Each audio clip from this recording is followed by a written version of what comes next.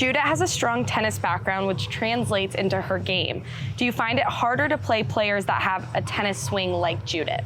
I feel like a lot of players on tour, especially the top ones, have that tennis swing and came from a tennis background, so I would say yes, just because they seem to be the ones who can stay. I would say, like, when people play me, they tend to come to the net. When tennis players do, they tend to stay back, so it just adds like a little different dynamic to the game, and their ground strokes are usually very good, so, you know, I'm tentative to come up just in case they're going to pass me. But when I played Judith, I just tried to, you know, stick to my game, not worry too much about what she was doing, and just kind of stick to my own strategy. And what is your objective when playing singles? Where do you want your opponents to sit on the court?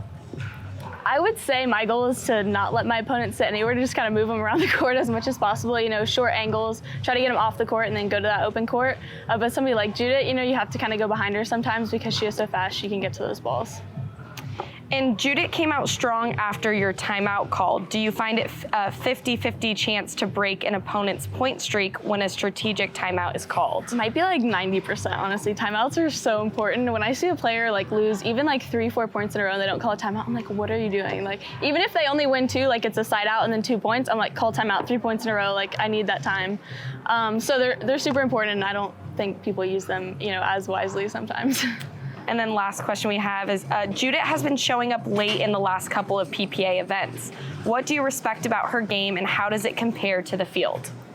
I would just say she's super athletic on the court. Like I said before, she can get to literally any ball, so you have to always be ready. You never know what she's gonna, you know, come up with. Great speed, and her passing shots are amazing too, so really have to be careful in where you place the ball. So I would say because she's very good at those two things, you'll keep seeing her doing very well in the singles field. Great, thank you, Leigh. Yeah.